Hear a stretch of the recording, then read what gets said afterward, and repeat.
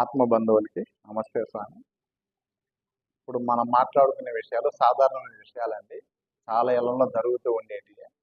నేను కూడా ఒకసారి గుర్తు చేస్తూ ఉన్నాను. ఒకరోజు సాయంకాలము కోడలు మామకి అన్నము వడ్డిస్తూ ఉందండి. మామ అపురూపంగా తింటూ ఉన్నాడు. అంత అయిపోయింది. లాస్ట్లో మారన్నంలో పెరుగుంటే ఏ తల్లి అని అడుగుతాడు. ఆ కోడలు లేదో అని కసిరినట్టుగా చెబుతుందంట. ఆ టయానికి కొడుకు వ్యాపారం అంతా క్లోజ్ చేసుకొని ఇంట్లోకి ఎంటర్ అవుతూ ఉంటాడు. దారుబంధనంలో నుంచి గడపట్లో నుంచి లోపలికి అడుగు పెడుతూ ఉంటాడు. ఈమె లేదని కసిరేయటువంటి అంటే గట్టిగా చెప్పడం అనేది కొడుకు చెవిలో పడతాది. కొడుకు నాయన్ని ఏమనలేక భార్యని ఏమలేక కాళ్ళు చేతులు కడుక్కొని వస్తాడు. సరే వాళ్ళ నాయన ఏం చేస్తాడంటే తిన్న వరకు తినేసి అతని రూమ్లోకి రెస్ట్ తీసుకొని వెళ్ళిపోతాడు. తర్వాత కొడుకు స్నానం చేసి అన్నానికని చెప్పి వచ్చి కూర్చుంటాడు డైనింగ్ టేబుల్ మీద. భార్యాభర్త ఇద్దరు అన్నం తింటూ అన్నం అంతా తినిన తర్వాత పెరుగు తీసుకొచ్చి ఇద్దరు చేసుకొని తింటారంట. అప్పుడు కొడుకు ఏందిరా మా నాయనకి పెరిగి లేదన్నది, నాకు వేస్తుంది తను వేసుకుంటున్నది అని మనసులో అనుకొని అడిగితే మళ్ళీ ఎక్కడ గొడవ అవుతుంది అనేసి కాముగా తినేసి వెళ్ళిపోయేసి తన రూమ్లోకి వెళ్ళిపోయేసి ఆలోచిస్తాడంట. చిన్నప్పటి నుంచి నా తండ్రి నా కోసం ఎంతో సేవ చేశాడు. లాస్ట్కి మా అమ్మ చనిపోయినా కానీ రెండో పెళ్లి కూడా చేసుకోలేదు నా కోసరంగాను. ఒకవేళ పెళ్లి చేసుకుంటే నన్ను వచ్చేటువంటి పిన్ని సరిగ్గా చూస్తాదో లేదనని తన జీవితాంతన్నా త్యాగం చేసి నన్ను బాగా చదివించి ఇంత పెద్దోడిని చేసి అతని వ్యాపారాలని నాకు అప్పచెప్పి ఈరోజు ఒక పెరుగు కాడిని నా భార్య అతనికి పెట్టలేదనని అంటే ఫ్యూచర్లో అతను ఇంకా ఏమి చూడగలుగుతుంది అని చాలా బాధ కలుగుతుంది అనంట. నాయనకి పోయి క్షమాపణ చెప్పలేడు.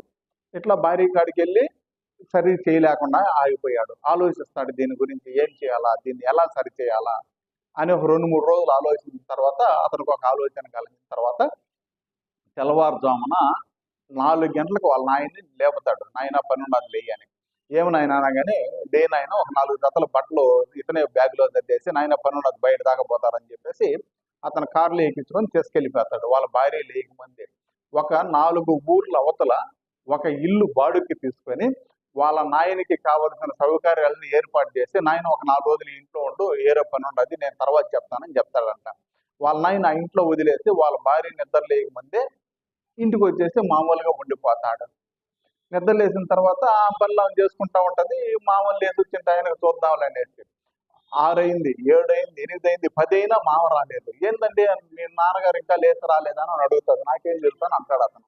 తీరా రూమ్లో పోయి చూస్తలేక వాళ్ళ నాయన లేడు.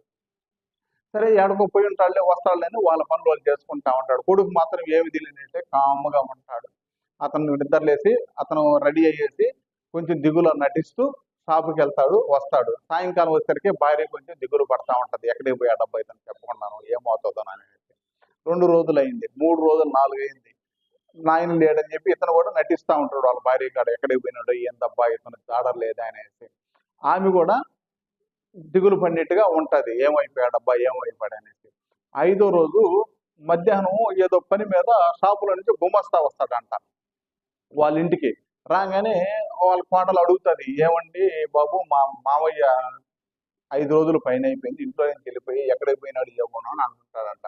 ఆ గుమస్తా అంటాడంట, నీకు తెలియదమ్మా విషయం అని అడుగుతాడంట. ఏంది నాయన అని అడిగితేను, మీ మామ ఆల్రెడీ ఏరే పక్కన ఒక 4 ఊర్ల అవతల ఇల్లు తీసుకుని అక్కడ ఉన్నాడు. రెండో పెళ్లి చేసుకోవాలని కూడా అన్ని సంబంధాలు అన్ని రెడీ చేసుకున్నాడమ్మా.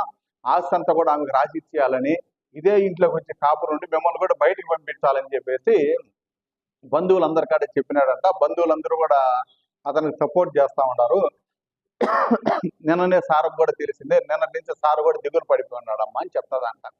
ఎప్పుడైతే ఆ గుమస్తా ఆ మాటలు చెప్తాడో ఆమెకి భయపడిపోయింది, వణిగిపోయింది.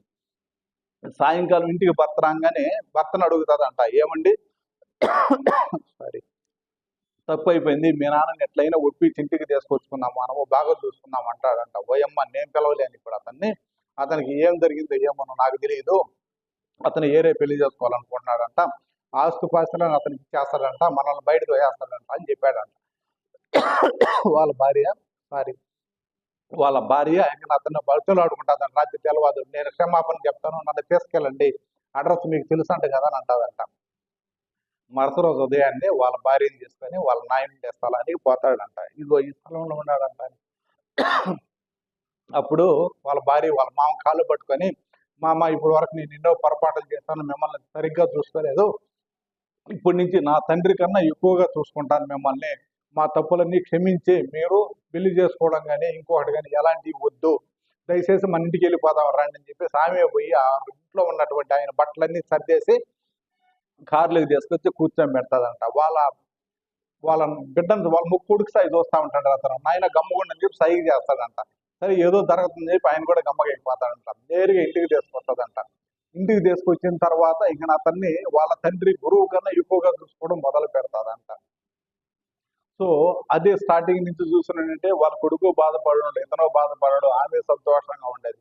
అప్పుడు వరకు ఎంతో చెడు కర్మను ఆమె మూట కట్టుకో ఉంటుంది. అందుకని దయచేసి అర్థం చేసుకోవాలి, మనం మామైనా ఒకటే, తండ్రి అయినా ఒకటే, తల్లి అయినా ఒకటే, అత్త అయినా ఒకటే, అక్కల చెల్లెలైనా ఒకటే, ఆడబడుతులైనా ఒకటే. ఈ రోజుల్లో తోడబుట్టిన వాళ్ళలో ఎక్కడ ప్రేమానురాగాలు కనబడట్లేదండి. ద్వేషాలు, కుళ్ళుబోతుతనాలు, ఒకరు డెవలప్ అవుతుంటే ఒకరు చూడలేని తనాలు, ఎలా పోతుందో ఈ ప్రపంచం అర్థమే కావట్లేదు. దయచేసి అవన్నీ వదిలేసి మనం ఎందుకోసం వచ్చాం భూమి మీదకి, మన తోడబుట్టారంటే ఎందుకోసం పుట్టారు, ఏదో కర్మానుసారంగా పుట్టుంటారు, ఏందో తెలుసుకుని అవి తీర్చుకోవాలో తప్పితే ఈర్ష్య ద్వేషాలు పెట్టుకొని ఎక్కడికి తీసుకెళ్తారు ఇవన్నీ కూడా. దయచేసి అర్థం చేసుకొని ప్రవర్తిస్తాలని చెప్పేసి నేను కూడా మనస్ఫూర్తిగా కోరుకుంటున్నానండి. ధన్యవాదాలు. Thank you.